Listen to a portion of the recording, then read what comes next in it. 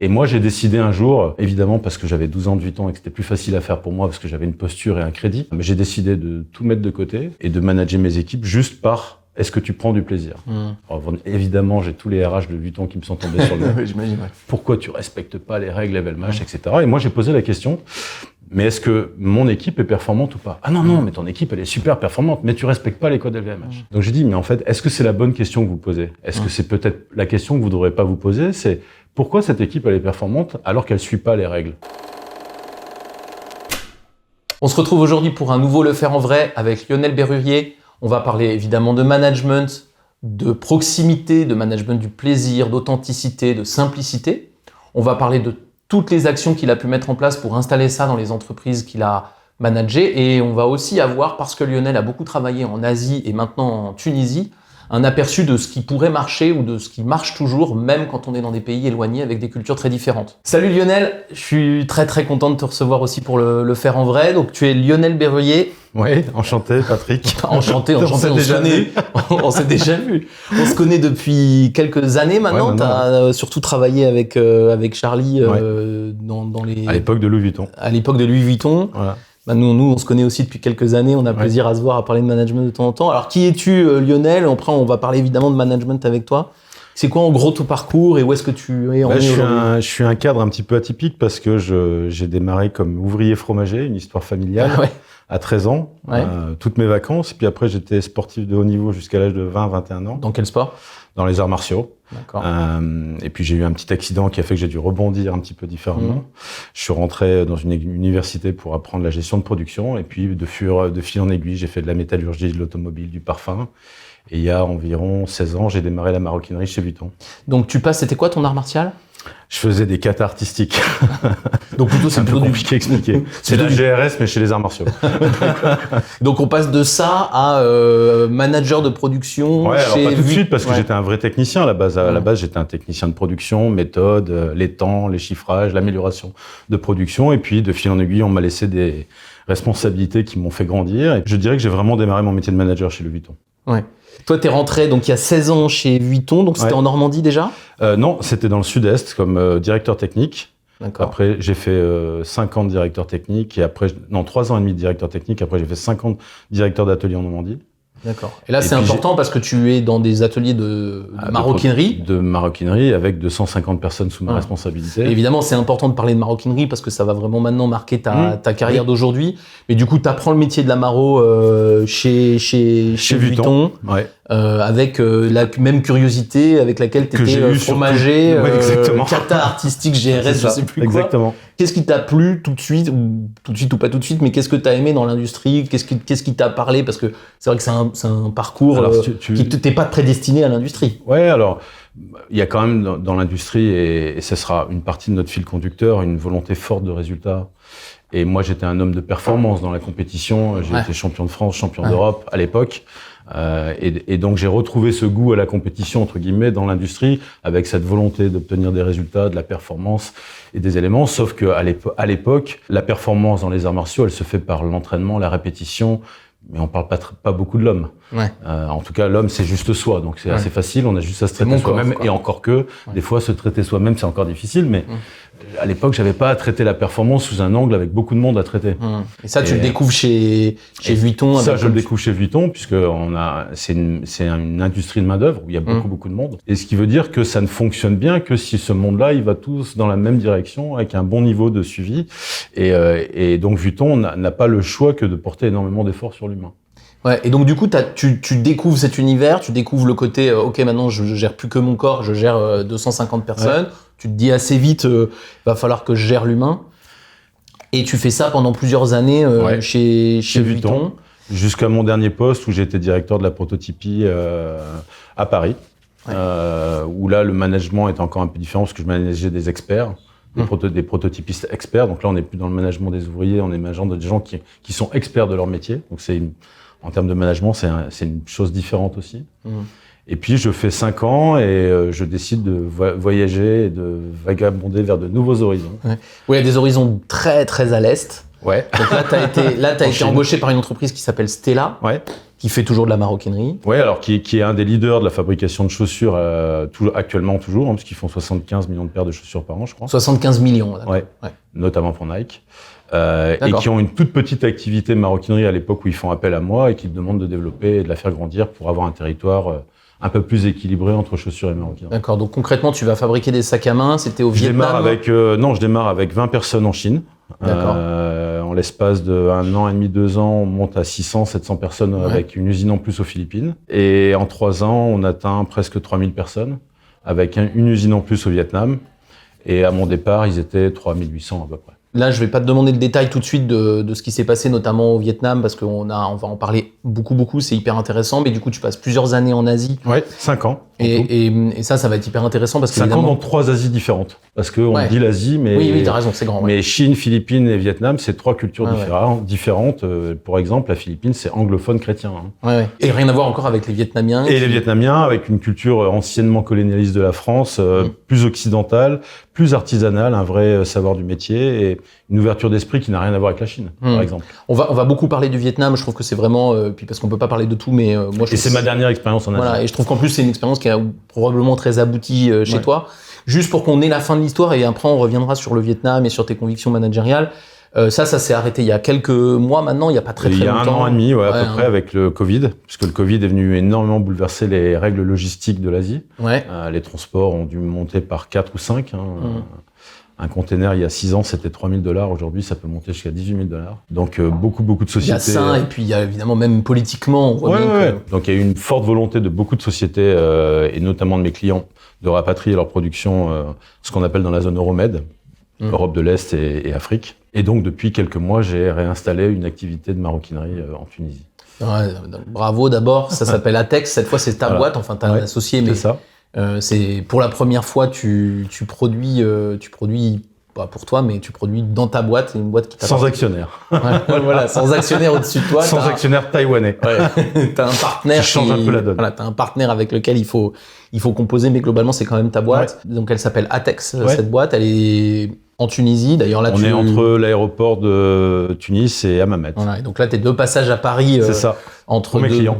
pour voir tes clients, et puis tu as eu la gentillesse de venir passer un petit moment ce matin avec nous. Donc merci beaucoup. Alors c'est très récent, tu m'as dit que tu as ouvert. Oui, on a 7 mois à peu près. Voilà, on a 7 mois. On est une toute petite société encore, on doit être actuellement 130 personnes. Donc évidemment, t'hésites pas si tu as des... Ouais, toute petite, ça fait 10 ans que j'ai fait ma boîte, on est 20, mais c'est pas la même activité. C'est pas la même activité. C'est pas la même activité. Non mais du coup, on parlera peut-être un peu de la Tunisie sur le plan managérial, mais je pense que là, pour le coup, on va avoir un petit problème de recul aussi. J'imagine que t'as déjà dû faire plein de choses te connaissant, mais on a un petit peu moins de recul. J'en découvre surtout encore beaucoup, pour l'instant. Alors moi je t'ai invité, pas tellement parce que je m'intéresse à la maroquinerie, je m'y intéresse comme au reste, mais en revanche, de toutes les discussions qu'on a depuis plusieurs années, en fait, il me semble que t'as développé pas une philosophie managériale, parce que ça serait un truc un peu trop élevé, mais je trouve qu'il y a une vraie posture Lionel manager, ça ressemble pas tout à fait à ce qu'on fait ailleurs. En tout cas, il y a beaucoup de personnalités. Je sais pas si c'est la fromagerie qui t'amène à être, ou le kata, ou autre chose qui t'amène à être comme ça. Ou mon père, peut-être. Ou peut-être, sûrement, un peu. Et je voulais qu'on partage ça avec les gens. Et comme d'habitude, je vais essayer de challenger un peu, parce que je veux pas que les choses aient l'air faciles, alors que parfois, quand tu les racontes, elles ont l'air faciles. Mais on va avoir cette discussion. Elles ne le sont jamais. Alors du coup, c'est quoi tes grandes convictions managériales du moment? Ça doit changer assez souvent, mais où est-ce que t'en es, toi, par rapport à tout ça? La plus forte aujourd'hui, je pense que c'est le management du plaisir, en fait. Aujourd'hui, je trouve qu'on est dans une société où tout va très très vite, le besoin de performance est toujours au devant de tout, avec des besoins de reporting importants. Il faut que tout aille vite et que le résultat soit là tout le temps. Et en fait, je trouve qu'on se pose de moins en moins la question de comment ce résultat, on va le chercher, en fait. Est-ce qu'on va le chercher par des méthodes, des process, des analyses, des indicateurs, des tableaux de bord? Et en fait, je trouve qu'on oublie une chose toute simple, on travaille avec des hommes. Et en fait, je crois que la performance, elle va se chercher avec le plaisir. Donc il faut qu'on détaille ça, évidemment. Ça paraît basique comme ça. Même dans une usine, toi, tu te rends compte que c'est ça qui occupe la plupart de ton temps. En tout cas, moi, en tant que manager, aujourd'hui, ça occupe la majorité de mon temps. C'est-à-dire... comment je peux faire en sorte d'identifier quels sont les plaisirs individuels de chacun qui se conjoignent avec ceux de la société, en fait, les objectifs de la société. Alors comment tu fais donc, concrètement au quotidien et puis donne-nous quelques exemples de choses que tu essayes de développer. Un des éléments essentiels, c'est de créer du management de proximité entre manager et manager. Et ça commence par moi avec mon comité de direction. Ouais, bien sûr, ouais. Moi, aujourd'hui, je dois avoir à peu près 8 personnes dans mon comité de direction et toutes les semaines, je passe 8 heures, 1 heure avec chacun, où on n'est pas là à parler de leurs objectifs individuels de l'année ou de leurs performances. On est là pour leur parler de leur situation dans la société et de ce qu'ils prennent comme plaisir dans la société. Alors vas-y, ça c'est comment cet entretien? Imagine, c'est avec moi. On se voit toutes les semaines. Toutes les semaines, ça commence par des questions toutes simples qui sont Patrick, tu vas bien en ce moment dans la société? Oui, ça va bien. Ouais. Tu te plais? Il y a des choses qui te gênent, il y a des irritants, il y a des choses que tu verrais différemment. Et c'est une discussion systématique à bâton rompu sur qu'est-ce qu'on pourrait faire de mieux dans la société pour que tu sois bien, pour que les gens soient bien et pour que ça soit mieux. Et les gens s'expriment quand tu fais ça tout de suite? Jamais au début. Au début, c'est toujours un peu surprenant. Ouais. De quoi il me parle? Il y a toujours une sorte d'objectif caché. Tu veux pas mon Excel plutôt? Ouais. En fait, ils pensent toujours qu'il y a quelque chose derrière, alors qu'en fait, non, il y a rien. Ça s'installe avec le temps, évidemment, la routine. Et ce qui est très très drôle, je t'en parlais tout à l'heure en introduction, c'est que quand tu le fais plus, ou si jamais tu loupes un rendez-vous, il m'arrive comme tout le monde à un moment donné d'en louper un. Par exemple, cette semaine, tu as dû avoir du mal à les faire. Là, ils m'engueulent tous en me disant, hey, notre point one-to-one. Alors, on appelle ça un one-to-one parce qu'on est en 1-1.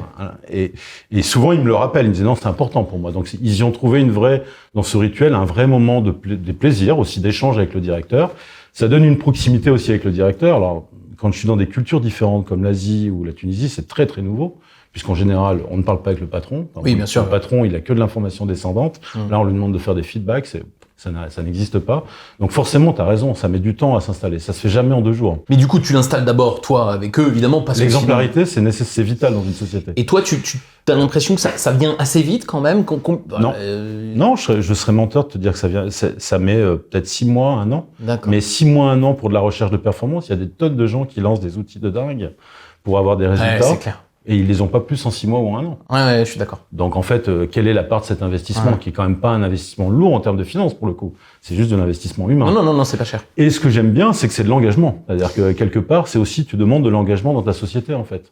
Alors ça veut dire que donc je pose vraiment la question du 6 mois parce que je vois bien qu'un manager, s'il le fait 3 fois de suite et qu'il y arrive pas, il pourrait se dire mais ça marchera jamais, j'y arriverai jamais, c'est pas fait pour moi. Et donc ça veut dire que tu as repoussé la discussion sur le résultat. Il y a d'autres discussions pour parler de ça. D'accord. En fait, faut pas. Tu sais, c'est comme quand on dit il faut faire de la reconnaissance. Ouais. Bah, tu mélanges pas les deux. Tu fais pas de la reconnaissance et à la fin tu dis mais il faudrait que tu t'améliores. Là, tu casses tout. La reconnaissance elle est perdue et le mec il repart avec son mais.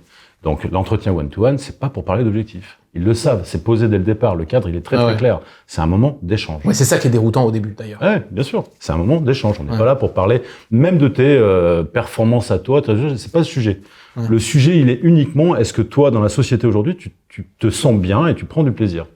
Et si ce n'est pas le cas, pourquoi et comment? Et qu'est-ce qui pourrait faire que demain, tu prennes du plaisir? Des fois, ça amène des discussions assez hallucinantes. Hein. J'ai eu des discussions avec certains managers qui finissent par m'avouer, alors pas tout de suite, avec un peu de temps, en fait, je me plais pas dans mon job, en fait. Ben, ok, qu'est-ce qu'on pourrait trouver qui te convienne dans la société? Est-ce que j'ai récemment, alors ça va peut-être te faire sourire, mais j'ai récemment dans la société actuelle un responsable maintenance avec qui je discute, qui est passé de la maintenance à la production. Ça arrive pas souvent, ça. Non. Parce que en fait, la maintenance, il en a ras-le-bol, en fait. Ouais. Et la production, ça le fascine. Il a envie de découvrir justement ces aspects de management, etc. Je dis, ben t'entends. Je lui dis alors, j'ai mis tout le monde au courant. J'ai dit, on va faire une période d'essai de 3 mois. Parce qu'on veut pas que ce soit un échec. Donc, la personne, elle va se tester, elle va voir si elle est capable, elle va voir si Mino est capable. Si elle est capable, tant mieux, on est tous heureux. Si elle est pas capable, elle reviendra, elle reprendra son poste, et puis c'est pas grave. Et c'est pas grave. Mais on peut tenter des choses. Ça nous permet d'expérimenter des choses qui, en général, dans beaucoup d'industries, on tente pas des sauts de ce type-là parce qu'on se dit, oh, trop risqué, il a pas les compétences, pas la formation, pas l'école. Ouais, et je crois que d'ailleurs, notre amitié entre Charlie, moi, toi, et en tout cas, elle est beaucoup fondée là-dessus. Sur cette idée qu'au fond, il est plus important, toi tu dis le mot plaisir, mais on pourrait avoir envie, c'est un peu pareil, ou être à l'aise, ou être bien dans ses bottes, etc. Moi je suis assez convaincu aussi qu'on donne énormément d'importance à la compétence, alors que c'est un truc qui s'acquiert relativement facilement, et moins d'importance à l'individu. Toi tu dis le plaisir, je prends ton mot le plaisir, parce qu'on ne sait pas le mesurer, parce que etc. Ça nous paraît frivole. Alors qu'en fait, ça, c'est vraiment une clé énorme de perf, quoi. Tu sais, si je peux me permettre, ça me fait penser à un parallèle que j'ai vécu chez Vuitton. Dans le groupe LVMH, on a un certain nombre de critères à suivre. Donc, il faut évaluer tous tes managers selon 9 critères, avec des choses assez marrantes. Le management du paradoxe, quelque chose de très, très facile pour l'ensemble des managers, j'imagine. Enfin, voilà. Et moi, j'ai décidé un jour, alors évidemment, parce que j'avais 12 ans de Vuitton et que c'était plus facile à faire pour moi, parce que j'avais une posture et un crédit, mais j'ai décidé de tout mettre de côté et de manager mes équipes juste par est-ce que tu prends du plaisir. Alors, évidemment, j'ai tous les RH de Vuitton qui me sont tombés sur le dos. J'imagine, ouais. Pourquoi tu respectes pas les règles LVMH, etc. Et moi, j'ai posé la question, mais est-ce que mon équipe est performante ou pas? Ah non, mais ton équipe, elle est super performante, mais tu respectes pas les codes LVMH. Donc j'ai dit, mais en fait, est-ce que c'est la bonne question que vous posez? Est-ce que c'est peut-être la question que vous ne devrez pas vous poser? C'est pourquoi cette équipe, elle est performante alors qu'elle suit pas les règles? Et parce qu'en fait, je leur ai dit, vous pensez que le management du plaisir, entre guillemets, c'est quelque chose d'un peu ininterprétable, subjectif, donc pas jugeable, pas d'indicateur factuel. Et en fait, je leur ai dit, mais vous vous rendez pas compte que c'est quelque chose qui demande une énergie de dingue. Moi, je dois passer énormément de temps avec chacun des membres de mon équipe pour comprendre quels sont ces besoins de reconnaissance individuelle qu'ils font qu'il prend du plaisir dans la société. Ouais, mais là, est-ce que c'est facile? Je suis pas psychologue. Je suis juste manager, donc humblement, je dois passer énormément de temps à discuter avec ces gens-là pour me dire, ok, tu viens au travail juste parce que c'est alimentaire, ça peut être le cas, et c'est pas jugeable. Il y a des gens qui ont besoin de travailler pour juste gagner leur argent. Est-ce que tu viens pour créer du réseau, de la relation humaine, et c'est ça qui te fait du bien? Est-ce que tu aimes la technique? Est-ce que tu es un compétiteur? Et effectivement, tu aimes le challenge, etc. Et en fait, tu te rends compte que des motivations personnelles, elles sont extrêmement multiples et variées, et des fois complexes aussi, parce que c'est pas une seule, ça peut être plusieurs. Et donc, c'est ça que tu dois passer à identifier pour arriver à trouver ce plaisir que la personne va prendre. Et en fait, ça demande énormément de temps et énormément d'énergie. Ouais, et je reviens sur un mot que tu as prononcé, tu dis « je suis pas psychologue ». Ça, je pense que c'est vachement important à expliquer aux gens, c'est que effectivement, t'es pas psychologue et t'essayes même pas. Non. Et dans l'exemple que tu donnes, on voit bien, t'essayes pas de savoir les ressorts profonds des gens. Non. En fait, ce qui est important, c'est déjà d'avoir les ressorts exprimés. Après, au-delà de ça, on est plus compétent, on va faire des conneries, on va devenir des espèces de paternalisme dangereux, pénible, qu'il faut selon moi éviter. Non, en fait, on est juste dire, ok, c'est quoi qui te motive aujourd'hui? Après, s'il est pas honnête avec ses propres motivations, tu vas pas pouvoir l'aider. On n'est pas des magiciens non plus, mais en tout cas, ce que j'ai pu remarquer avec plusieurs années, c'est que quand tu prends le temps de faire cet effort, de passer du temps avec les gens, d'essayer de comprendre leur motivation. En fait, ce qui est surprenant, c'est qu'en fait, là où tu passais énormément de temps à te poser des questions, et je vais lui donner quoi comme objectif, en fait, ils se les mettent eux-mêmes, et ils se les mettent souvent plus haut que toi-même. Non, mais c'est souvent. Donc, en fait, ce qui est rigolo, c'est que là où on a l'impression que le plaisir est quelque chose d'un peu pas palpable, pas interprétable, etc., en fait, il t'emmène beaucoup plus haut que les objectifs que tu poses, entre guillemets, parce que les gens, quand ils prennent du plaisir dans le travail, ils te donnent plus. Ils le font naturellement, sans effort. Alors que quand c'est pas eux qui l'ont décidé ou que t'as pas compris leur motivation, ils le font toujours dans la frustration, la pénibilité, et donc dans l'effort, et donc à la fin, souvent un tel ou un tel est parti de la société. Ah bon, on comprend pas pourquoi. Qu'est-ce qui s'est passé? Ouais, c'est très marrant. Parce qu'en fait, on n'est pas dans l'histoire, en fait. Je suis tout à fait d'accord. J'avais une discussion il y a pas très longtemps avec une des salariés de mon équipe comme ça qui me disait mais pourquoi vous n'êtes pas assez exigeant avec moi? Et en fait je lui ai répondu mais parce que t'es déjà toi tellement exigeante avec toi, je sais pas faire mieux en fait. C'est ça. T'es trop déjà là-dessus. Et moi je me rends compte quand on a ce genre de préoccupation, t'es souvent au contraire à dire non mais vas-y c'est plus calme justement pour aller retrouver du plaisir et pas être dans cette espèce. Les gens ont tellement peur de mal faire que ils sont généralement très exigeants avec eux-mêmes. Ouais, et puis, je sais que vous en parlez beaucoup à travers Albus, et c'est ce qui me plaît beaucoup. Il faut quand même passer beaucoup de temps aujourd'hui à casser ces croyances sociétales, ces systèmes judéo-chrétiens où il faut plaire au patron, machin. Enfin, il y a plein de cadres où les gens sont enfermés dans ce cadre et se présentent plus sous leur propre identité, en fait. C'est-à-dire qu'ils viennent dans une société en te présentant une identité que tu voudrais qu'ils voient en face de toi. Ouais, cette fameuse posture, là. Ouais, mais c'est pas la leur. Non. Où t'es toi réellement? Et est-ce que t'es bien là où t'es? Dans ma société. Est-ce que t'es bien? Est-ce que ce que je te propose, ça te convient? Alors la difficulté, tu l'as dit, et moi ça j'y suis confronté régulièrement, c'est que comme tu dis, on n'est pas psychologue. Il faut pas chercher à l'être. Il faut pas chercher à l'être. Et le problème, c'est que parfois, les gens n'ont pas fait leur chemin eux-mêmes. Souvent, tu travailles avec quelqu'un qui, lui, n'est pas encore arrivé au bout de son chemin, et donc, il est même pas en capacité de t'exprimer pleinement ce qu'il a besoin ou ce qu'il aimerait avoir. Donc ça, c'est vrai que c'est difficile, mais ça fait partie de la vie. Dans le management, rien n'est facile.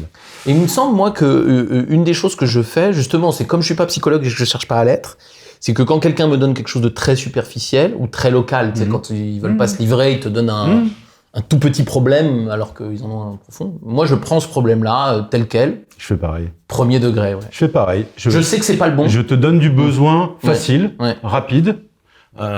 C'est un peu comme le management par le positivisme, ça en fait, finalement. Moi, j'aime bien ça aussi.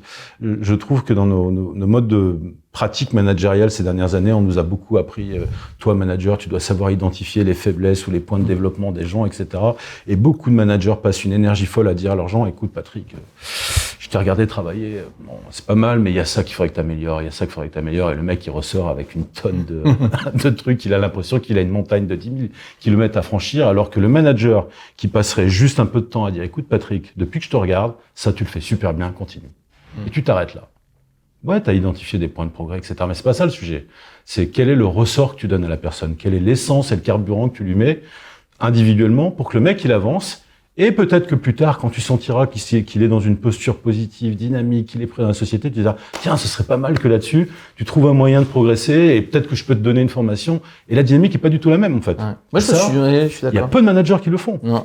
Et moi, c'est marrant parce que moi, je me suis donné une espèce de petite règle. Des fois, ça décontenance les gens. Je sais pas si tu fais ça aussi. Tu sais, il y a la politique du feedback. On dit qu'il faut faire plein de feedback. J'en fais de moins en moins, moi. J'essaye d'en faire de plus en plus en positif. Je pense que j'en fais pas assez, désolé. C'est mon équipe qui nous regarde. Mais j'essaye de faire de plus en plus de positif. Et je ne fais des feedbacks de progrès quasiment que sur demande. Ouais. Tu vois, est-ce que la personne, elle est en demande elle-même. Ouais. Elle vient me voir et me dit, est-ce que tu peux m'expliquer en animation, souvent en animation. Est-ce que tu peux m'expliquer, là j'ai l'impression de pas bien faire, à ce moment-là, là je me sens autorisé et j'essaie d'être très précis. C'est une volonté un peu de conseil, donc c'est dans un cadre qui est plutôt sympa. Ouais. Et pas un cadre recadrage, tu vois. Non. Souvent, les gens le vivent comme... En fait, c'est marrant, il y a tellement déjà de pression, je dirais naturelle dans tout le système de société actuel, que est-ce que ça sert à quelque chose que le manager en rajoute lui-même à la personne? Non, moi je trouve que les gens ils se mettent trop de pression déjà. Ouais, je suis d'accord. Donc je trouve que tu as un truc de détendre le système, dire attends moi je suis content si t'es bien et que tu fais ta performance sereinement. Maintenant si t'as envie de venir travailler avec moi sur un problème précis parce que tu sens que je pourrais t'apporter quelque chose, t'es le bienvenu et on va essayer de trouver des solutions ensemble. Peut-être que la difficulté de tout ça, pour moi, elle est juste d'être vrai. Je pense que ça nécessite une vérité managériale, c'est-à-dire du courage managérial aussi. Parce que pour que tout ça marche, il faut être vrai avec les gens, pour moi. C'est-à-dire qu'il faut leur dire la vérité. Moi, je peux passer beaucoup de temps, entre guillemets, à identifier avec la personne qu'est-ce qu'elle prend comme plaisir, mais des fois, ça arrive, je me rends compte que la personne, elle n'est pas là où il faut. Ouais, parce qu'elle en prend pas, elle en prend jamais. Et elle en prendra pas, elle est peut-être même pas dans sa bonne voie, en fait. Et donc, il faut savoir lui dire. Ouais. Et t'arrives à la conclusion, dans ces cas-là, qu'il faut peut-être s'arrêter. Il faut savoir lui dire. Dire, écoute, est-ce que tu t'es vraiment sûr que c'est ce qui te convient comme travail? Moi, j'ai des souvenirs de gens qui étaient ingénieurs et qui étaient là plus parce que les parents avaient souhaité qu'ils soient ingénieurs. Et au final, ils avaient aucune vocation ingénieur au fond d'eux. J'ai des situations de gens qui sont devenus managers parce que tu as suivi le profil X, donc tu dois devenir manager. Mais manager, est-ce que ça s'apprend à l'école? Je suis pas sûr. Je pense que c'est quelque chose qui est plutôt de l'ordre de l'inné. J'ai souvenir que chez Vuitton, on passait beaucoup d'énergie à former des gens en management avec 1, 2, 3, 4, 5, 6 formations, et tu te dis au bout d'un moment, je sais pas, au bout de 6, faut peut-être s'arrêter. C'est peut-être de la dépense inutile. Le mec, il est peut-être pas fait pour être manager, faut pas le pousser à l'être. Alors, je suis pas tout à fait d'accord avec l'inné. D'abord, c'est que je veux pas que les gens se disent, ah bah moi, je suis pas fait pour et j'y arrive pas. Parce qu'en fait, je pense qu'il y a beaucoup de gens qui peuvent faire du management. Bien sûr. Le seul vrai problème qu'on a, c'est que souvent, on vend un modèle de management hyper standardisé, avec le leadership, la bienveillance, enfin toutes ces conneries. La bienveillance, c'est pas une connerie, mais ce que je veux dire, on met plein de critères et que du coup, si toi, t'as l'impression de pas correspondre à ces critères, tu te dis... Je peux pas être. Je peux pas y être. En fait, et là, je pense que tu vas me rejoindre pour le coup, c'est qu'en fait, moi, je vois quand on a des managers qui sont coincés dans ce rôle-là, avant de leur dire d'arrêter de faire du management, j'essaie toujours de voir, est-ce qu'on arrive à faire réémerger ce que tu es vraiment et à le mettre au service de ton équipe. Parce que ça marche souvent. Je partage à 10 000%. Combien de fois je dis à un manager, tu seras jamais un aussi bon manager qu'en étant le plus authentique avec toi-même. Sois proche de toi-même. Plus tu es proche de toi, plus ce sera facile parce que tu ne joues pas un rôle. Et je dis avec un petit peu d'amusement souvent à mes managers dans leur posture de rester humble. Je dis, n'oublie pas que quand tu manages 20 ou 30 personnes, c'est comme si tu étais sur un podium et que tu as 30 paires de yeux qui te regardent. Donc, ils les verront tes difficultés, ils verront tes faiblesses, ils verront tes erreurs. Toi, tu n'as que 2 yeux pour voir les 30 personnes. Donc, de toute manière, toi, tu sais, il y a des chances que tu ne voyes pas tout. Ah bah non, mais c'est sûr, tu vois pas. Donc si tu as une posture un peu humble, un peu simple et authentique avec les gens, ça sera de toute manière toujours plus facile dans la relation. Ouais, je suis d'accord. Après, c'est pas facile pour tout le monde. Il faut faire un chemin. Mais c'est marrant parce que tu vois, là, je discutais hier soir avec une patronne de site industriel et on parlait d'un de ses managers qui est vraiment pas spécialement fait pour, tu vois, qu'il est maladroit dans la relation, c'est quelque chose qui lui fait peur. Donc évidemment, c'est des qualités qui sont quand même utiles pour faire du management. Mais c'est marrant parce que je suis pas sûr qu'il sera un grand manager un jour. Mais petit à petit, ce gars qui est très bon élève, on arrive à le pousser à dire, OK, être bon élève, être fiable, avoir peu de charisme, mais avoir de l'authenticité, ça peut être un modèle de management. Et c'est un garçon qui, sans charisme, met de l'énergie à essayer de développer les autres. Et en fait, il a quand même un peu de résultats comme ça. Et je trouve faut avoir de l'espoir pour ça parce que on peut être un manager très correct, juste en admettant que, OK, moi j'ai du mal dans la relation, donc je serai pas le copain, je serai pas hyper bon à la pause de café, mais si je suis attentif aux autres, ça va m'amener à quelque chose de positif quand même. Ouais, et puis je trouve qu'il y a quelque chose d'intéressant dans tout ce que tu dis, c'est que le management, souvent, il est caractérisé par plein de principes ou de valeurs qu'il faudrait avoir. Enfin, il y a une sorte de ribambelle de choses qu'il faudrait avoir. Checklist. Et une checklist. Et au final, j'ai l'impression que les choses les plus basiques et les plus simples qu'on devrait attendre d'un manager, on les oublie. La disponibilité. Ouais. Un manager, ça doit être disponible. Et t'entends des pléthores de gens qui disent « Ah, mon manager, il est tout le temps en réunion, ou il est tout le temps là, ou il est pas là. » Alors qu'en fait, moi, je dis toujours à mes équipes, je n'ai pas le droit de pas être là pour mes équipes. Ouais. C'est-à-dire, vous êtes les seuls, entre guillemets, qui avaient le droit de m'interrompre à n'importe quel moment. Si j'ai un coup de téléphone dans une réunion de quelqu'un de mon équipe, je réponds, parce que pour moi, c'est un devoir. C'est la disponibilité, c'est essentiel. Si je sais que mon chef, il est tout le temps en support ou en soutien de moi, qu'est-ce que ça me fait du bien? Et du coup, j'ai l'impression d'avoir un manager. Donc, la disponibilité, l'exemplarité, on oublie un peu que quand même, c'est comme un père avec ses enfants. On est devant le regard des gens. Donc, si on veut leur dire des choses qui sont crédibles, ben, à un moment donné, tu te dois un minimum d'être exemplaire dans tout ça. Et puis, je pense le fait d'essayer de se connaître, voilà, tout simplement. Ouais, moi j'allais mettre à la place de managers, moi mes équipes je les connais pas complètement, ou les équipes disent bah mon manager je le connais pas complètement. Alors comment ça marche? Expliquez-moi parce que moi je comprends pas. Vous connaissez pas mais vous travaillez ensemble. C'est dur. Ouais, j'aurais mis la simplicité dans la liste. Ouais, alors, parce qu'il y a le dis un peu ça. Ouais. Dans le connaissez-vous, il y a ça. Il y a un peu de simplicité. Simple, quoi. Et notamment c'est très important parce que l'exemplarité, c'est important, mais ça peut être mal compris.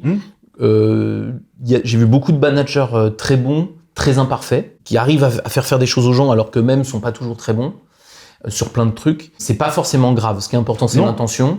Ouais, et puis tu peux juste simplement le dire. Ouais, exactement. Que tu l'es imparfait. Et voilà, c'est ça. Moi, je dis souvent à mes équipes, là, demandez rien sur ce sujet-là, je suis nul. Ouais.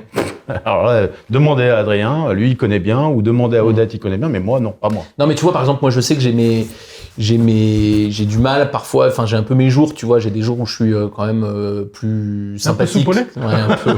Non, c'est pas tant soupolé, mais c'est que toi, quand il y a quelque chose qui me contrarie, ça se voit un peu, puis je suis moins agréable et tout ça, alors qu'il faudrait pas, tu vois, dans la checklist. En théorie, dans la checklist, il faudrait pas, sauf que je sais pas, en fait, j'y arrive pas. T'arrives pas à être parfait.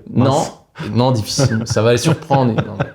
Non, mais j'y arrive pas très bien. Mais par contre, je trouve que la simplicité, c'est-à-dire le fait de pas le nier, d'essayer de faire attention à ça quand même, de pas être trop désagréable, mais de pas le nier, ça rend la chose plus. Ouais, puis de rappeler qu'on est juste des humains et que par définition, un humain est imparfait. Ouais. Voilà. Donc le manager, c'est pas quelqu'un de parfait. Mais par contre, ça peut être quelqu'un qui montre une intention de support, de soutien, tout simplement. Et je suis là pour mes équipes. Quand tu as déjà ça, bah pour moi, tu n'es déjà pas mauvais en tant que manager. Et il y a une cause, alors tu l'as dit un peu, mais je voudrais qu'on revienne 2 minutes là-dessus, c'est que pourquoi les managers n'arrivent pas à faire ça? Bon, il y a plein de questions, c'est difficile, on peut avoir un peu peur de la relation à l'autre, ce qui est difficile au début, tu as dit 6 mois, c'est long. Il y a aussi, tu en as parlé, la masse d'indicateurs, de trucs, etc. Et puis, il y a aussi cette histoire de qu'est-ce qui est mesurable, et on a appris à nos managers qu'on manageait ce qui est mesurable. Moi, je suis très en colère contre ça, parce que, par exemple, le plaisir, on confond mesurable et concret. C'est-à-dire que le plaisir, c'est très difficile à mesurer, par contre, c'est très concret. Bien sûr. Et ce que je dis souvent, c'est être heureux, c'est difficile à mesurer, mais c'est très concret. Ouais. Et en fait, sous prétexte que c'est difficile à mesurer, on le regarde pas. Quelqu'un d'heureux, c'est concret. Ouais, je suis d'accord. C'est pas mesurable, mais c'est concret. Et je trouve qu'il faut sortir de ce truc mesurable. On se fait polluer par cette nécessité qui est, je sais pas, financière ou capitaliste, on peut l'appeler comme on veut, mais elle pollue énormément les entreprises sur perdre les fondamentaux de ce qui fait un bon fonctionnement d'entreprise. Un bon fonctionnement d'entreprise, c'est Bon des gens fonctionnement heureux. humain, ouais. C'est des gens heureux qui fonctionnent ensemble. Et donc, comme ils fonctionnent bien ensemble, ils ont envie de bien faire. Et donc, l'entreprise, elle en profite. Et ça se voit tout de suite dans les résultats. Ouais.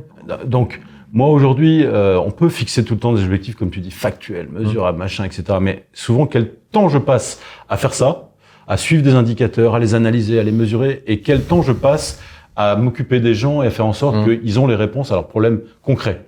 Et ben, en fait, tu te rends compte que des fois, on passe plus de temps dans le reporting, les indicateurs, les machins, que dans ces choses-là, qui nécessitent une réalité. Moi, Et nos pères, nos anciens, dans les vieilles entreprises, ils s'emmerdaient pas avec les indicateurs, hein. Non. Et ils produisaient de la même manière. Ils n'étaient pas toujours humains néanmoins. Non. Et le truc, c'est que moi, je trouve que pour moi, l'indicateur, il est pas tellement lié au capitalisme. Il est lié pour moi à deux choses. Il est lié à c'est dur la relation humaine, et donc pour aussi, ceux qui ont des difficultés, c'est plus simple de gérer ça. Et puis, par contre, c'est pas le capitalisme, c'est plutôt le scientisme, c'est-à-dire l'idée qu'on a depuis Ford, en tout cas depuis un certain nombre de décennies, on a conçu l'entreprise comme une machine, uniquement une machine de façon très rationnelle. Ça a amené des énormes progrès de rationalisation des outils et des process, mais on a du coup mis à l'écart l'humain. Et je pense qu'on est dans un retour, là tu parlais, on va revenir en Europe. C'est pas, si on veut y arriver, on en parlait avec Charlie dans une vidéo il y a quelques semaines, il faut pas seulement revenir en Europe, il faut aussi revenir en Europe et remettre de l'humain. Pas contre la science. Non. Mais avec elle, et il faut contrebalancer Mais ça. l'outil comme l'informatique doit être un support, un soutien et pas un élément premier ou primaire dans la société. Ouais. L'élément primaire, c'est l'homme. Je reviens encore, pour moi, c'est pas le capitalisme, parce que par exemple, tu prends l'industrie soviétique, elle est pas capitaliste, et je suis pas sûr que l'humain y ait une très grande place. Tu vois. Non, c'est vrai. Donc pour moi, le capitalisme, il a pas grand chose à voir là-dedans. Ce qu'il y a à voir là-dedans, c'est quel est mon objectif. Effectivement, on a un objectif productiviste, ça c'est clair. Et ça, c'est pas capitaliste, parce que je te dis, les communistes. Non, mais t'as raison. Aussi. On peut dire qu'il y a une vraie dose de scientifique qui s'est mise dans toutes les industries et qui a sûrement déséquilibré la balance avec l'humain. Et ce que tu disais avant, c'était dans l'ancien temps, on avait plus d'humains et pas de process. Enfin, on avait moins de process, mais on n'avait pas toujours de l'humain parce qu'on pouvait avoir une énorme violence. Je vous renvoie à Germinal. Oui, mais pourquoi je prenais cet exemple-là ? Parce qu'on savait encore à l'époque traiter les choses de manière simple. Alors, je devrais te parler d'autre chose qui devrait être le bon sens. On avait beaucoup plus de bon sens. Et mon papa disait beaucoup de pragmatisme. Dans le pragmatisme, par exemple, une phrase que j'aimais beaucoup, c'est l'expérience, c'est la connerie qu'on fait qu'une fois. Tu vois, ça venait de mon père et je trouvais que c'est tellement évident. C'est vrai que t'apprends si t'as appris de ta première bêtise, mais si tu l'as fait 2-3 fois, c'est que t'as pas appris. Aujourd'hui, ces éléments basiques, je trouve qu'ils manquent dans plein de sociétés, notamment les grandes sociétés où comme tu dis, on scientifise tout, on met des tableaux de bord, des indicateurs, des pilotes à tout va. Et quand il faut, je dis une bêtise, mais régler le boulon sur la machine X, en fait, les gens savent plus faire. Ouais, et ça, on avait la discussion avec Charlie dans la question de la réindustrialisation, où il expliquait que dans les grandes usines sidérurgiques, tu avais des mecs qui étaient capables de voir si une machine était en train de tomber en panne à l'oreille, et qu'on a tellement processisé qu'on a perdu ça. J'avais des fondeurs quand j'ai démarré dans la métallurgie, ils regardaient ce qu'on appelle des pisés d'alliage en fusion, et ils étaient capables de dire à l'œil nu la température du four, juste en regardant le métal fondre, à 4-5 degrés près, alors que tu avais l'affichage numérique qui était à côté, ils le voyaient pas. Et moi, je trouvais ça fascinant. Ça, je trouve qu'on le perd de plus en plus. Cette capacité à se rapprocher des vraies choses. Aujourd'hui, moi, dans la maroquinerie, j'ai besoin de gens qui savent toucher les produits, qui savent, et j'ai pas envie de leur dire, oui, il faut que vous fassiez comme ci, comme ci, comme ci, comme ci, comme ça. Vous devez comprendre ce que vous faites. Ouais, je suis d'accord. Et c'était marrant parce que j'avais eu une petite anecdote dans l'automobile à l'époque. On m'avait expliqué dans l'automobile, pour vérifier qu'on n'avait pas mis de défaut sur une peinture automobile. Il y a qu'un seul outil au monde qui y arrive, c'est la main humaine, pas n'importe laquelle. Ce que tu le fais ou que je le fais, on voit pas. C'est la main qui connaît. Il y a aucune machine aussi précise que ça, et en fait, tu avais des gens vraiment qui sont capables de passer la main avec un gant très très fin sur la carrosserie, ils disent ok, là il n'y a pas de défaut ou il y a un défaut. La vidéo fait pas, et aucune machine ne le fait, parce qu'en fait, il y a tellement de terminaisons nerveuses là que c'est très fort, et surtout il y a de l'intelligence, c'est-à-dire que le traitement de la sensation est hyper forte. Et moi je trouve que, et c'est vrai dans la maro, c'est vrai dans l'automobile, c'est dans plein de trucs, c'est qu'en fait il faut qu'on redonne de la place à l'intuition, à tout ça, sans faire un truc rétrograde. En fait, ce que tu es en train de dire, c'est fascinant parce que je ne l'ai pas souvent entendu. Tu es en train de me dire que l'homme est la machine peut-être la plus performante du monde. Ah bah ouais, je pense. Ouais. La plus polyvalente, la plus intelligente, la plus... elle est plein de plus quelque chose. Et pour autant, est-ce que c'est là où on passe le plus d'énergie, le plus de temps dans l'entreprise ? Ouais. Ça, c'est rigolo. Ouais. On est capable de faire des plans d'investissement sur des nouveaux robots, des nouvelles machines, des machins, etc., qui prennent du temps fou à tout le monde. Par contre, quel temps on prend pour s'occuper de notre machine la plus performante? Ouais. Alors, pour pas avoir les réacs, oui, je suis d'accord avec toi. En fait, les machines, elles sont performantes à faire certaines choses. Par exemple, tu prends dans l'automobile, les machines soudent mieux que les hommes. Parce qu'il y a une répétitivité, il y a une précision de certaines choses que la machine fait mieux, par exemple les soudures, clairement. Là, c'est prouvé, on fait des meilleures soudures en machine qu'en humain. Quand on doit en faire un grand nombre, il n'y a pas de débat. Mais effectivement, on va se rendre compte que ces machines qui soudent, elles ont besoin de la sensibilité humaine parce qu'elles ne font que reproduire quelque chose. Et que l'humain a une plasticité du cerveau qui est extrêmement forte. Et puis derrière cette machine qui soude très très bien, il y a un programmeur, il y a des régleurs, il y a toujours des hommes. C'est pour ça que je dis juste pour moi, l'usine du futur, elle a cette machine. Oui, bien sûr, ça n'empêche pas. Elle a cette machine, elle a une machine extrêmement performante, automatisée, digitalisée, tout ce que tu veux. Mais à un moment donné, il y aura l'humain va la rendre vraiment performante. Ouais. Et puis en plus, cette machine, elle va s'inscrire dans un processus avec quelque chose avant, quelque chose après. Et ces liens-là, ils sont faits par l'intelligence humaine. C'est vrai. Et c'est ça, pour moi, qu'on va chercher à animer, qui est difficile à mesurer. Je voudrais qu'on vienne sur un autre... on n'a pas du tout parlé de Vietnam et de culture managériale, mais je voudrais qu'on en parle. Pas tellement pour que tu nous fasses un cours sur le management au Vietnam. J'ai pas de prétention, ça va faire des cours. Non, plus que moi, parce que tu as plus managé au Vietnam que moi. Tu pourrais me faire un cours à moi. Non, mais c'est pas le cours, mais je trouve intéressant. Je voudrais que tu me donnes quelques exemples. C'est que quand tu es arrivé en Asie, particulièrement au Vietnam, je pense qu'on a pu te dire, là tu manages les Asiatiques, surtout ne leur demande pas leur avis, les considère pas comme des humains parce que c'est quand même que des Asiatiques. Je fais exprès, hein, c'est pas du tout mon opinion, mais c'est quand même l'image d'Épinal horrible qu'on donne sur l'industrie asiatique. Et tu t'es pas rentré dans ce moule-là. Donc qu'est-ce que tu te dis toi quand tu ouvres l'usine au Vietnam et comment tu décides de manager je me dis la même chose que quand j'ouvre en Chine ou aux Philippines. C'est d'abord le Vietnam. Le Vietnam, c'est quoi leur culture, c'est quoi leurs attentes, c'est quoi leur vie au quotidien, tout simplement. C'est quoi leur vie au quotidien? Ils vivent de quoi? Ils s'alimentent de quoi? Il faut savoir que les familles vietnamiennes sont encore très collectives, c'est-à-dire qu'elles vivent souvent grand-mère, grand-père, tante, oncle, tout ça, tout vit ensemble. Donc quand tu as un ouvrier au sein de ta société, souvent il alimente pas juste sa famille proche, genre sa femme et ses enfants, il alimente toute une famille derrière. Donc ça, c'est important d'intégrer que la notion de collectivité et de solidarité est extrêmement forte chez le Vietnamien. Donc quand tu as déjà compris cet élément-là, tu te dis, tiens, il y a peut-être quelque chose d'intéressant pour ma société, parce que collectivité, ça marche, solidarité, ça marche. Et comment ils fonctionnent entre eux? Et en fait, entre eux, ils sont extrêmement directs, francs, ils se disent les choses. Donc tu dis, ça marche bien aussi en management. Donc en fait, c'est juste voir, je dirais, exploiter ce qui fonctionne bien au sein de l'entreprise et à travers ça, à travers ce que tu comprends de leur culture, faire filtrer ça dans ta société au fur et à mesure et te dire, on n'est pas venu faire un management à la française. Parce que on est français, ça va pas marcher. On vous comprend pas. Alors déjà, il faut comprendre la langue. Moi, j'ai le souvenir de traductrices qui essaient de nous traduire, mais les mécanismes des langues sont pas exactement les mêmes. Donc forcément, des fois, la traduction entre ce que moi j'ai voulu exprimer en français et ce que toi t'as compris en vietnamien, c'est pas la même chose. Donc ça demande énormément d'efforts de communication. C'est pas un peuple qui parle encore beaucoup anglais. Ça, c'était une problématique que j'avais pas aux Philippines. Aux Philippines, tout le monde parlait anglais. Donc, c'était beaucoup plus facile. On était assez proches dans le langage. Au Vietnam, il n'y a pas ça. Donc, alors, moi, j'étais sur Ho Chi Minh. Donc, il y a une ancienne colonie française. Donc, il y avait quand même un petit peu de filtration française qui faisait que ça nous rapprochait. Mais pour autant, je pense que si j'avais managé cette société vraiment comme un management française, par exemple, ou du tout participatif, ça n'aurait pas marché non plus. Donc, il fallait faire plus de l'individualisme. Ils adorent qu'on s'occupe d'eux individuellement. Parce qu'ils ne le vivent pas, ça, pour le coup, au sein de leur famille. Souvent, ils sont un numéro au milieu de toute la famille qui a ses rôles, ses attributions. Et du coup, à travers l'entreprise, tu peux leur donner un peu plus d'individualité et ça leur plaît parce qu'ils sont très, très fiers.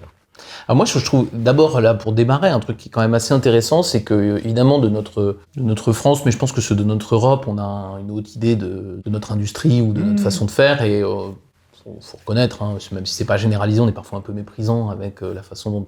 Arrogant un peu, ouais. Un peu, ouais. Pas toujours, je veux pas généraliser, non. mais un peu méprisant avec l'Asie et est-ce que c'est des gens qui exécutent et qui réfléchissent pas beaucoup, hein, ça va être un préjugé que je partage pas du tout, mais qui est intéressant, qui est intéressant parce que je pense que c'est on le porte beaucoup. Moi, je vois quand les gens ils vont en Asie, ils ont beaucoup ça en tête. Moi, j'ai pas mal d'amis bien intentionnés qui m'ont dit, quand je suis parti en Asie, mais tu n'arriveras jamais à faire des produits de luxe avec des Asiatiques. Ils travaillent pas bien, donc tu feras pas de qualité. Alors moi, avec mon vécu de sportif de haut niveau, je te raconte pas comment ça m'a motivé. Oui. Et c'est clair que mon intention, elle était simple, elle était de montrer à ces mêmes personnes qui ont jugé vite et qui ont des préjugés vite, de dire, en fait, Asie, d'abord, ça veut pas dire grand-chose, Philippins, Vietnamiens, Chinois, c'est pas les mêmes. Et dans tous les cas, chaque personne, si tu lui mets les bons éléments en main, que ce soit la formation, la reconnaissance, l'éducation, des choses assez simples, pour lui permettre d'y arriver, en fait, il y arrive comme un autre. Et un jour, il n'a pas besoin d'être français pour y arriver. Il peut y arriver vietnamien, il peut y arriver philippin. Ils peuvent tous y arriver. Et je te le dis là, pour le coup, avec un peu de prétention et un peu de fierté, on a été une des premières fabrications en Asie à faire du Made in Vietnam sur des produits de luxe complets. Je ne citerai pas les marques, parce qu'elle n'aimerait pas que je les cite, mais en tout cas, on a réussi à le faire. Non, il y en a une qu'on peut citer, parce que j'ai assisté, c'est une petite parenthèse, j'ai assisté à une petite scène, c'est quand tu avais réuni avec d'autres managers un jour autour de Jean-Marie Carvalho, que vous avez vu dans une vidéo, qui avait réuni des managers, et tu as rencontré à ce jour-là un de nos bons amis managers de chez Hermès, qui en maroquinerie est la référence mondiale, on est d'accord, et je me rappelle très très bien que tu lui avais amené ton produit un peu, il y avait un petit côté... un peu gamin en mode qu'est-ce qu'ils vont dire Hermès de mon produit, et c'était pas un Kelly à 50 000 balles, mais je me rappelle qu'il avait dit que c'était un produit qui était oui, il croyait pas que c'était fait au Vietnam au départ. Donc c'était une jolie petite reconnaissance. Je sais pas quelle était la dose de politesse là-dedans, mais je pense pas, vu connaissant le mec, et je me rappelle de ça. Et je voulais venir là-dessus sur ce que tu disais sur le Vietnam. Ce que je trouve intéressant, c'est qu'on a ces préjugés là malheureusement, et qu'en fait ta première approche, c'est plutôt que d'avoir ces préjugés négatifs, ou en tout cas cette crainte de ce qui va se passer, on va chercher plutôt, et ça je pense que c'est reproductible dans nos usines, partout en France et n'importe où. Chaque région, chaque individu, c'est quel est ton point fort, et je trouve qu'il y a une petite admiration pour tes employés vietnamiens qui a dû être vachement ressentie par eux, même si on ne se comprend pas bien. Ouais. Je dirais que d'abord, maintenant que tu le dis, je pense que cet héritage, il vient de mon père. Mon père était militaire. Et je déménageais tous les 3 ans. D'accord. Donc, quand tu déménages tous les 3 ans et que tu es jeune et que tu veux continuer à fonctionner correctement, tu t'adaptes à chaque fois, en fait. Et donc, à chaque fois que tu arrives dans une nouvelle région, et la France, c'est un bon exemple, j'ai fait le tour de la France dans tous les sens, en fait, il n'y en a pas une qui marche pareil. Je t'assure que quand j'arrive de Marseille en Picardie, avec mon accent marseillais, l'adaptation, elle est pas simple tout de suite. Non, il y a une différence. J'en ai certains qui me parlent avec le bon accent picard, et je me rappellerai toujours, le soir, je rentre et je dis à mon père, on peut pas rester là, je les comprends pas. Après, il n'y a pas que l'accent en plus.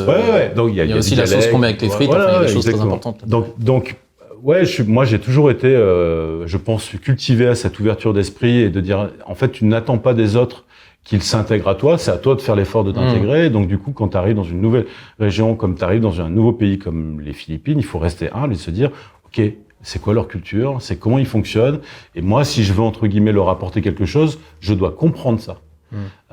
Tiens, je te cite une anecdote sur les Philippins. Les Philippins, c'est un peuple qui adore la musique, la fête, danser, chanter. D'ailleurs, dans tous les grands concours musicaux qui existent en Asie, tu as souvent des Philippins.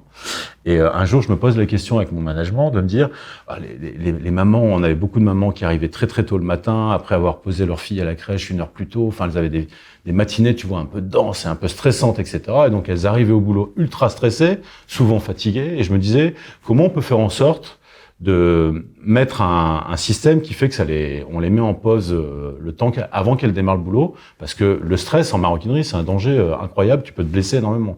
Parce que si tu travailles en tension, tu te blesses.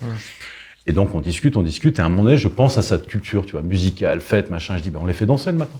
Alors forcément, les managers philippins de l'époque me disent, mais t'es un grand dingue. Les actionnaires taïwanais, je t'en parle pas, je dis, on va même pas leur en parler, parce que si on leur dit qu'on fait danser les gens sur le temps de travail, ils vont nous prendre pour des dingues.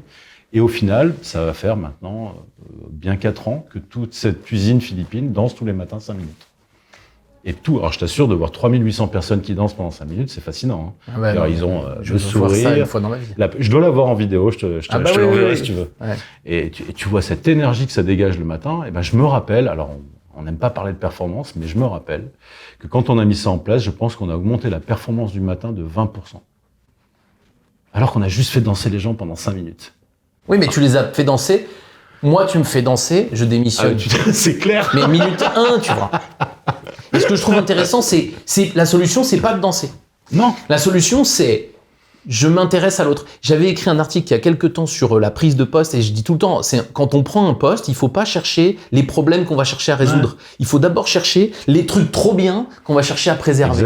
Exactement. Mais moi, ça, c'est aussi une de mes philosophies. Je cherche jamais à venir avec ma méthode, ma sauce, mes modes de fonctionnement. C'est qu'est-ce qui fonctionne bien là où j'arrive et comment je le développe encore plus et que je m'appuie sur ces piliers forts et j'apporte mes petites touches avec la compréhension des gens que je rencontre. Mais c'est tout. Mais je cherche pas à reformater un truc qui marche.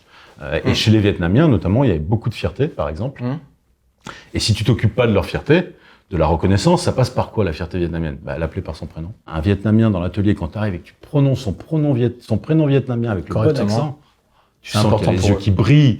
Il est là, il est fier. Et il a envie de bosser pour toi. Il dit, tiens, ce patron français, il fait l'effort de parler, d'utiliser mon prénom. Si je prends le cas de la Chine, ils ont abandonné, puisque c'était tellement compliqué qu'ils prennent tous des prénoms anglophones, et ils te disent de l'appeler par leur prénom anglophone. Je m'appelle John, ouais. Au Vietnam, ils tiennent vraiment leur prénom.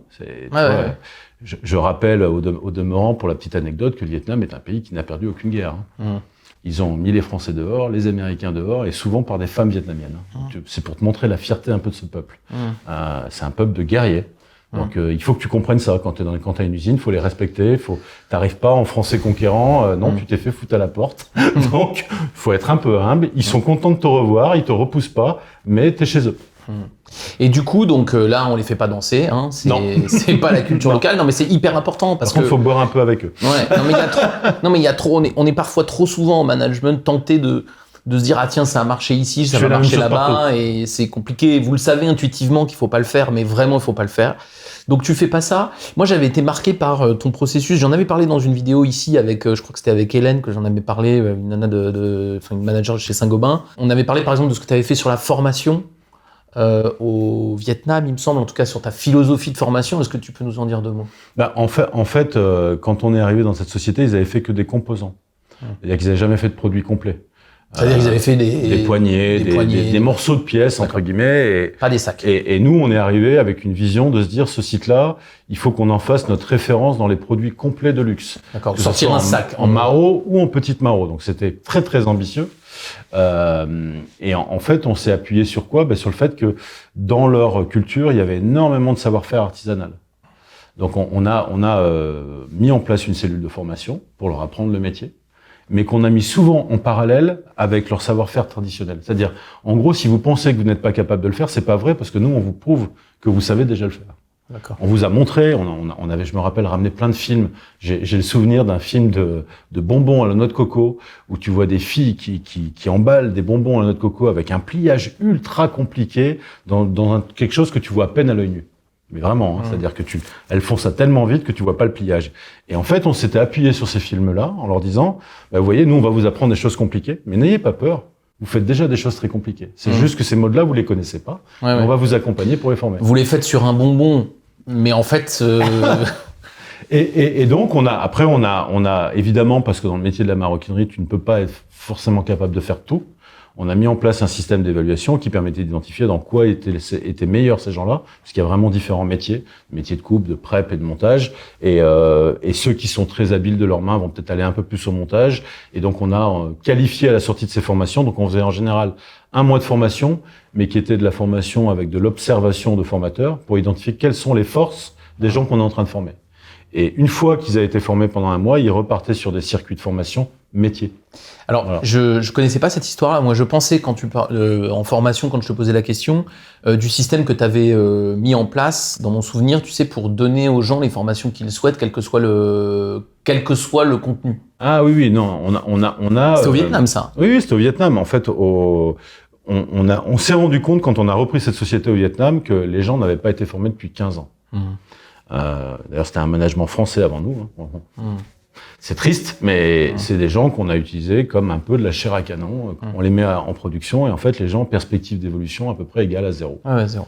Et donc, moi, j'ai dit, on va investir avec l'équipe de management sur la formation des gens, mais quelle que soit la formation qu'ils veulent faire. Ça, c'était très nouveau parce que, en général, on est sur la formation métier pur. Et en fait, on s'est rendu compte qu'il y avait des gens là-dedans qui avaient envie de parler français. Il y avait des gens qui avaient envie, alors que c'était des ouvriers, et que ça ne servait pas à grand-chose, très honnêtement, qu'ils sachent parler français. Mais on s'est dit, c'est pas ça le sujet. On les met dans une perspective d'évolution où eux se sentent en train de grandir grâce à la société, quelle que soit la formation. Donc oui, effectivement, on a eu des formations un peu curieuses du type cuisine.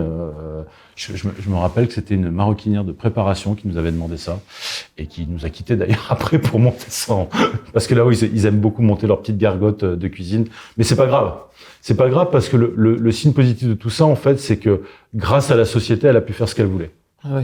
Et donc, à la fin, ça donne l'espoir à plein de gens de se dire ma société, elle est quand même pas mal parce qu'on peut évoluer à travers cette société. Et c'était ça, l'élément qu'on voulait déclencher, en fait, c'est de leur rappeler que c'est pas parce que vous êtes vietnamien managé par des Français que vous n'avez pas le droit d'évoluer comme les autres. Ouais. Voilà. Et c'est important, et ça relie au plaisir, c'est-à-dire qu'en fait, cette femme, probablement qu'elle prenait moins de plaisir ou plus de plaisir à être maroquinière. Et qu'elle aurait peut-être pas été performante pour nous, dans tous les cas. Un discours très rationnel pourrait dire, alors du coup, t'as perdu l'argent que t'as mis en formation. En vérité, on voit bien que non, parce que à la fois, on est heureux pour elle, mais surtout, on manage en public. Comme je dis tout le temps, on manage en public, c'est-à-dire que ce que tu fais, c'est vu par tout le monde, et que... Comment on manage le retour positif de tout ça ? Ouais. Je suis souvent surpris. Alors tu vois, là je te prends l'exemple de la Tunisie aujourd'hui. Quand j'ai repris cette activité en Tunisie, l'ancienne société avait un management relativement compliqué, on va dire un peu dur, directif, exécutif, tout ce que tu veux. Comme on fait avec l'Afrique du Nord, parce que pareil, préjugés, tout va. Ouais. Et à la fin, plus personne ne voulait venir dans cette société. Ouais. Et donc quand j'ai demandé à ma directrice des ressources humaines de recruter des gens, c'était très très très compliqué. Personne ne venait à la porte. Et donc en fait, on a changé évidemment tout le mode de management. Et en fait, aujourd'hui, les répercussions, elles sont dingues. C'est-à-dire qu'aujourd'hui, j'ai des gens qui sonnent à la porte alors qu'on n'a plus de boulot à offrir pour l'instant. Donc c'est génial. Et donc ça, on n'a pas conscience aussi. La nécessité de trouver des bons employés pour demain, pour ta croissance, elle est juste vitale. Donc quand tu n'as pas cette possibilité, ben là, tu peux mettre la clé sous la porte. Donc l'entretien de tous les échos positifs que peuvent faire les ouvriers d'une société, il est juste vital aussi. Ah ouais, bien sûr. Tu vois, d'ailleurs, là, je lance un appel, je profite de la vidéo. Vas-y, c'est là. Pour rappeler à toutes ces grandes sociétés qu'elles ont un rôle majeur à jouer là-dedans. Ouais, je suis d'accord. Aujourd'hui, moi, je suis effaré de voir des fois des sociétés qui fonctionnent, qui ont des résultats extraordinaires, et quand tu discutes avec les gens, ils sont tous malheureux dans la boîte. Je dis, merde, c'est quand même grave, quoi. Oui. Et puis, elles maintiennent un corps social sur une espèce d'aura. Et moi, je vois très souvent, on dit, bah ouais, mais vous êtes quand même chez... et là, t'as un nom ronflant, n'importe lequel, tu vois. Et en fait, comme si c'était une justification du truc, aujourd'hui, on est dans un marché du travail qui commence à être assez pénurique sur plein de métiers, pas sur tous, mais sur plein de métiers. Bah, franchement, ça va pas suffire de s'appeler, d'avoir un très grand nom. Exactement. Très connu. Et d'ailleurs, certaines sociétés commencent à connaître des difficultés en recrutement. Ouais, bien sûr. Parce que je pense qu'elles se sont pas préoccupées de, alors tu l'appelles bien-être, plaisir, comme tu veux, mais moi je dis tout simplement de l'homme et de la simplicité de la relation entre hommes dans une société. Et le bon sens qu'on doit avoir dans tout ça. Ouais. Et c'est pas de l'humilité aussi. Ce qui me trouble beaucoup, c'est l'efficacité très contestable du système qui ne fait pas ça. C'est-à-dire qu'il y a un moment donné où tu dis, ouais, ok, tu peux vendre ton produit parce qu'il a une marque extrêmement connue et prestigieuse, ça je l'entends et je le respecte, mais en vrai c'est pas très efficace votre truc. Comme tu dis, les gens ils sont malheureux, tous, je sais pas, mais il y en a beaucoup qui sont malheureux, c'est très dur de travailler dans ces boîtes-là. Ouais, et puis ta continuité de société, elle va marcher comment ? Le succès parfois c'est éphémère. Donc moi je veux pas menacer les sociétés par rapport à ça, mais je pense que dans les contextes un petit peu de crise comme on peut connaître avec le Covid, la guerre en Ukraine et toutes ces choses-là, la notion de recréer de la loyauté au sein de mon entreprise, de la fidélité, de l'envie, du plaisir, elle va devenir intéressante parce que les gens aujourd'hui ne se feront pas mal autant que les générations précédentes. Donc, moi je dis donc une entreprise, elle doit être aussi vecteur de ça aujourd'hui. Elle a un rôle à jouer, en tout cas, pour moi, de toute manière. Moi, je te le dis franchement, en tant que consultant, quand les gens me disent « je suis hyper loyal à mon employeur », très souvent, je leur dis « mais pourquoi ?» Pourquoi, vu la gueule de la loyauté de ton employeur vis-à-vis de toi ? Et je dis pas qu'ils doivent être déloyaux, au sens faire n'importe quoi, je dis mais juste, il va falloir qu'on se recale, en fait. Il va falloir qu'on se recale, on peut pas continuer à demander aux gens un engagement délirant si on n'est même pas capable de leur garantir qu'ils vont être gardés, y compris s'ils ont des bons résultats. Parce qu'aujourd'hui, on fait des licenciements, même avec des gens qui ont des résultats super. Donc, c'est difficile quand même. Ce contrat-là, pour moi, il est tellement plus tenu qu'il va falloir qu'on se dise, ok, maintenant, si vous voulez de la loyauté, il va falloir en recréer, il va falloir recréer quelque chose, il va falloir redonner, je sais pas si c'est le bonheur au travail, c'est un peu mal utilisé, mais en tout cas, il faut retrouver de l'estime pour les gens. Ouais, et tu vois, j'utilise un terme, je t'ai entendu parler de contrat et ça m'a fait penser à ça. Les managers d'aujourd'hui, ils devraient des fois s'engager dans des contrats moraux avec leurs équipes, tout simplement. Et voilà, le gagnant-gagnant qu'on cherche tous les deux, c'est ça. Et c'est un engagement, c'est un contrat tout simple, tu vois, c'est pas des objectifs, des indicateurs. Moi, je dis souvent ça à mes managers, je dis, c'est quoi l'engagement ou le contrat moral que vous avez ensemble sur le sujet? Et il me dit, pourquoi ensemble? C'est moi le chef. Non, mais justement, vous voulez fonctionner ensemble. Donc, à un moment donné, il faut qu'il y ait un gagnant-gagnant. Et lui, c'est quoi son gagnant? En fait, là, tu viens de m'expliquer ton gagnant en tant que manager, mais lui, il gagne quoi? Non, mais... Moi, si je suis ouvrier, franchement, je t'écoute, poliment, gentiment, et puis quand t'as le dos tourné, je fais comme je veux. Parce que tu pourras pas me piloter tout le temps. Donc t'es pas dans un vrai respect de la relation. Si tu crées un vrai respect de la relation avec un engagement moral des deux côtés, tu compteras sur lui comme un ami toute ta vie. Ouais, je suis d'accord. Mais ça, c'est aussi quelque chose qu'on a du mal à faire pivoter par rapport à la hiérarchie. Tu sais, on a un rapport hiérarchique. Tu parlais d'un père militaire. On a un rapport hiérarchique qui est très marqué par le respect de l'ordre dans l'armée, mais ça a changé d'abord. Dans les armées, on n'est plus tout à fait... Moi, mon père me disait que je serais jamais un bon militaire. Ouais, non, parce que j'avais du mal à exécuter des ordres que je comprenais pas. Mais c'est ça, et en fait, on a gardé vachement ça, et du coup, je trouve qu'on essaie d'instaurer dans les entreprises un rapport, ouais, mais c'est quand même moi le chef.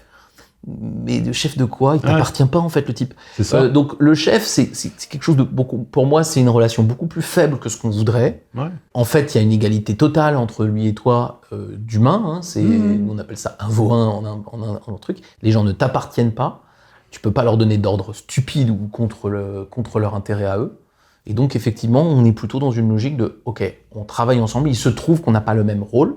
Ouais, c'est ça. Mais il faut qu'on ait les mêmes intérêts, ou en tout cas qu'on se serve mutuellement. On fonctionne ensemble et qu'on trouve les intérêts communs qui font que ça se passe bien. Voilà. Ou alors, chacun si on n'a pas d'intérêt complètement commun, c'est quoi ton intérêt? Est-ce que je peux le servir pour que tu puisses servir le mien? Exactement. Mais en fait, je trouve que tu as tout dit à un moment donné quand tu as dit que la difficulté première aujourd'hui, c'est la relation, en fait.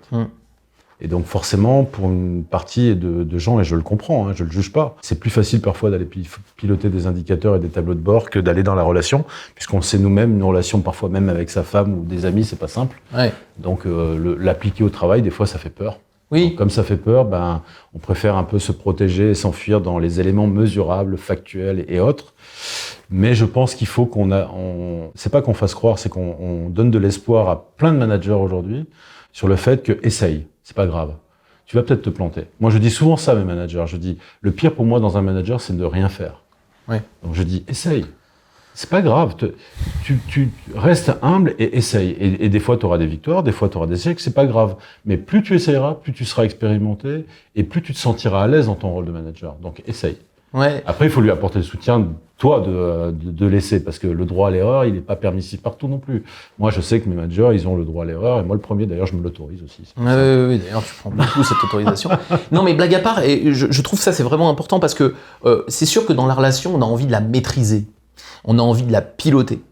En fait, on pourrait peut-être se simplifier la vie en se disant qu'on la propose.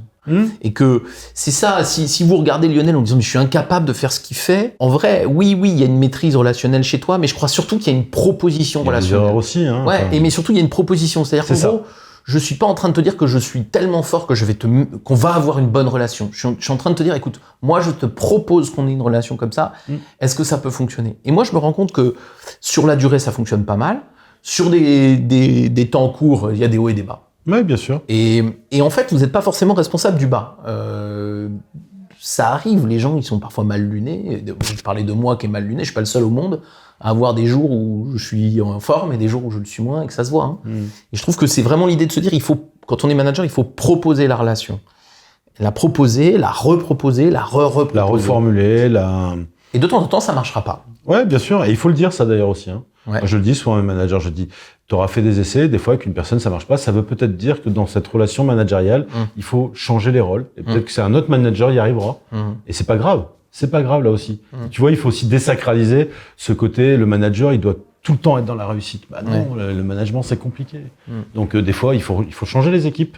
Là, c'est comme un capitaine avec une équipe de foot. Des fois, il faut changer le capitaine parce que ça marche pas avec ce capitaine-là. C'est pas grave. Et ça en fait pas forcément un mauvais manager. C'est que le manager est peut-être pas adapté à cette équipe. Non, mais d'ailleurs, quasiment la même équipe peut être championne une année et éprouver de très grandes difficultés l'année d'après. Exactement. Et c'est pas parce que l'année où ils ont gagné, ils ont eu de la chance. C'est qu'il y a eu une alchimie relationnelle qui fait qu'ils se sont entendus sur le terrain. C'est ça. Il y a peut-être quelque chose qui s'est cassé entre l'intersaison. Moi, avec l'expérience, je sais que j'ai des profils de personnes que j'ai plus de difficultés à manager. Donc quand je les identifie, je me dis tiens, il vaut peut-être mieux que je trouve un autre manager intermédiaire qui va échanger ces gens-là. Alors je les appelle un peu les rêveurs, moi, parce que c'est des gens qui sont très dans l'imaginaire. Et donc moi je suis quelqu'un d'extrêmement réactif dans l'action, etc. Et c'est vrai que quand je suis dans l'échange avec ces gens-là, ils ont besoin de temps pour maturer et ils peuvent apporter des réponses extraordinaires quelques jours plus tard, mais pas immédiatement. Donc c'est vrai qu'avec ces gens-là, j'avais plus de difficultés. Alors en vieillissant, tu gères mieux. Tu dis, prends ton temps, mets-toi de côté, tu reviens 3 jours plus tard pour me voir. Mais un manager ne peut pas avoir la prétention de gérer tous les individus. C'est pas possible. Personne n'y arrive, ça. Non, par contre, tu peux comme tu dis, proposer. Voilà, tu peux proposer et tu peux avoir l'effort de te dire je vois bien que c'est un rêveur, je dis pas que c'est nul, je dis juste que moi je vais avoir du mal. Mais en tout cas, à partir du moment où je vais regarder cette personne sans me dire « Ah, un rêveur, je déteste », mais en disant « Ok, c'est une qualité, mais c'est une qualité que moi, à laquelle j'ai pas très accès », déjà, tu as résolu une partie de ton problème, parce que même si ça sera pas parfait, ça sera déjà mieux. Et il y a des moments où tu vas te réjouir de te dire « Ah, j'ai eu la petite magie, le petit truc génial ». De toute manière, ce qui est terrible aujourd'hui dans le management, c'est que, là, je rebondis sur ce que tu dis, le jugement de valeur, c'est criminel dans le management.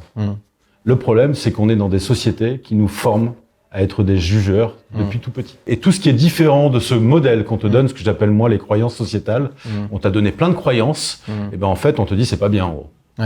Et en fait donc on t'apprend à juger tout le temps. Donc comment un manager il peut faire avec ça? Parce que on l'a éduqué toute sa vie à dire je dois juger les gens.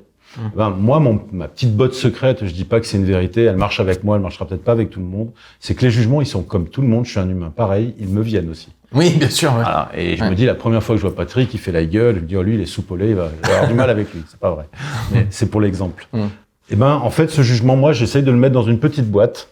Et tu vois, c'est comme si j'avais une petite boîte virtuelle dans ma tête. Je mets mon jugement dedans, je ferme la boîte et je me dis, Lionel, faisons comme si tu n'avais pas eu de jugement et laisse-toi découvrir cette personne-là. Et je profite de ce moment-là pour dire à tous que j'ai des surprises tout le temps.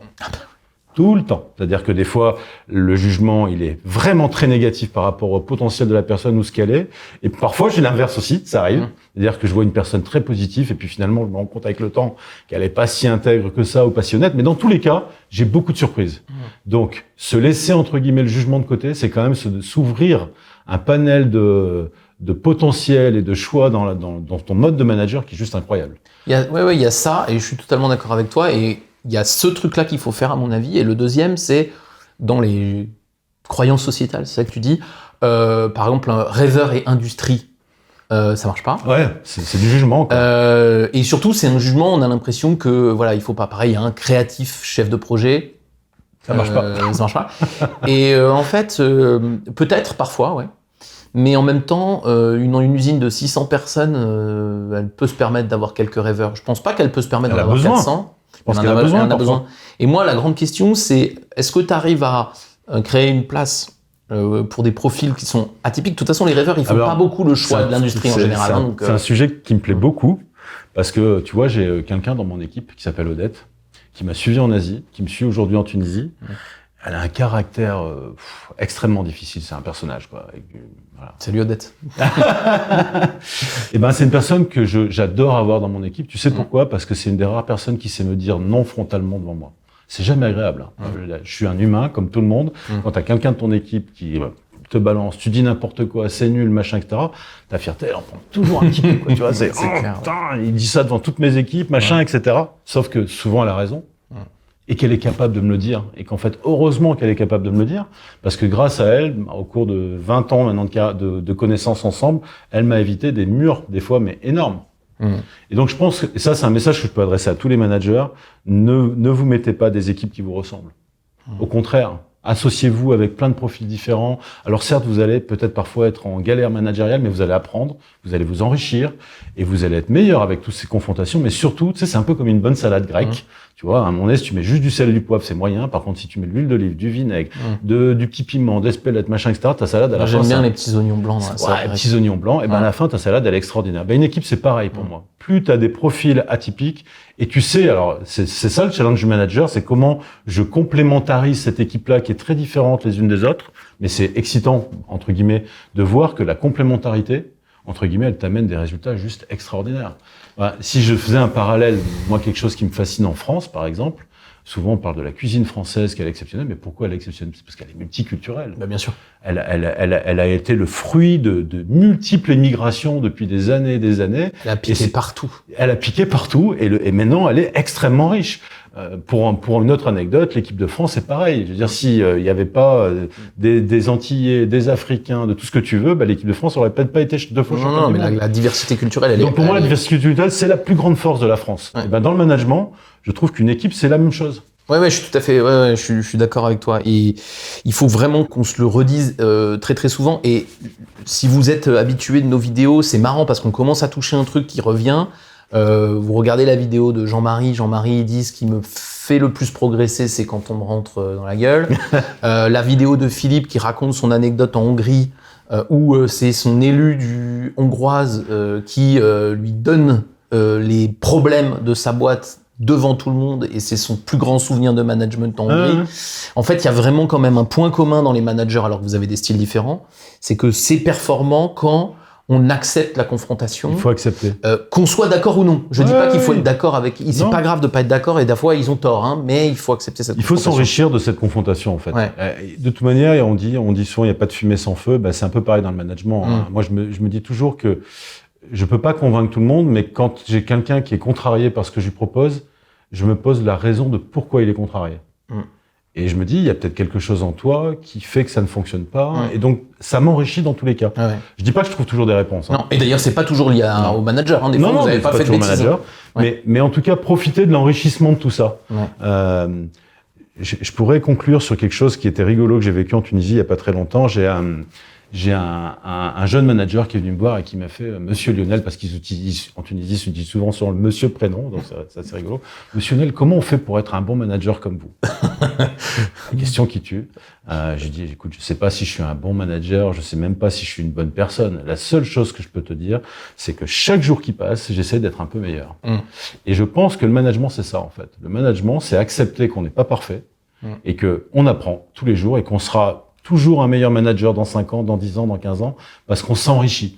Mais la clé de tout ça, c'est d'accepter de s'enrichir. Et donc, accepter la confrontation, accepter la différence, accepter de pas être en jugement de valeur. Et quand tu acceptes tout ça, bah, tu te grossis de plein d'outils et tu deviens sûrement un meilleur homme, mais en tout cas un meilleur manager, c'est sûr. Ah bah effectivement, comme tu me le suggères, moi je te propose qu'on conclue là-dessus. Lionel, merci beaucoup. Merci Patrick. Vous pouvez retrouver Lionel, j'imagine que tu dois peut-être être sur LinkedIn, c'est Lionel Berruyer, si vous voulez voir un peu, suivre son parcours dans les prochaines années. Donc Lionel, merci d'être venu discuter avec moi. Merci à toi, nous a permis de nous exprimer sur un sujet qui me passionne. Donc et puis écoute, si t'es de passage à Paris, j'ai l'impression que tu pourrais être un peu bavard, hein, ça doit faire partie de tes caractéristiques, et on pourra faire une deuxième vidéo, à mon avis, sans trop de difficultés. Donc un grand merci à toi. Merci Patrick. Et à bientôt. À bientôt.